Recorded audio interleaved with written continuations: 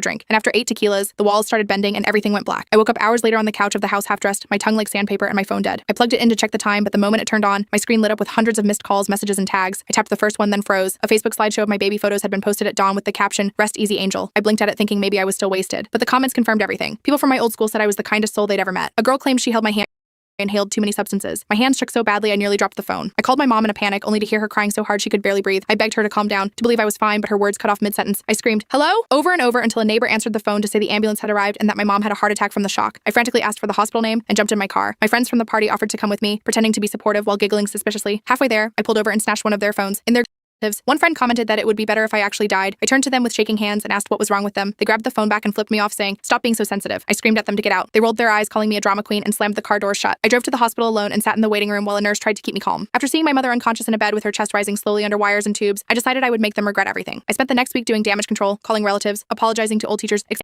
I was lucky to have them, and invited me to an upcoming slumber party to make amends. On the night of the sleepover, I brought snacks and played nice. They laughed like none of it ever happened. By 2, they were asleep. At 3, my cousins crept in through the unlocked back door wearing ski masks and black gloves. We tied the girls' wrists with zip ties, shoved old shirts in their mouths, and blindfolded them. Once they were loaded into the back of a white van, we yanked off their blindfolds just enough for them to see each other. They screamed the entire ride. Every turn made them slam into each other on the metal floor. My uncle drove while my cousins waved airsoft fire and them properly first. I stood off to the side and watched them sob and beg, my heart calm for the first time in days. I filmed them with a steady hand while they confessed, cried, and promised to change. One of them said she would never prank anyone again. Another begged for her mom. When the timing felt right, my uncle ripped off his mask and said, "Gotcha." They sat frozen. My family burst into laughter. I stepped into the frame, smiled wide, and asked if they liked my prank. They screamed at me and threatened to call the cops. I shrugged and said they were being too sensitive and should be grateful for all the effort I put in. As they sat there shivering, I told them I warned that if they ever breathed a word to anyone, I would post it all. I also played back the video of them crying and told them we'd keep a copy for laughs. After that, we drove them back to the house, had them clean up, and told them to act like it was a bad dream. We never spoke again at school, but a week later, when one of them tried to get snarky during lunch, I slipped a zip tie into her bag and a note that read, "Round 2?"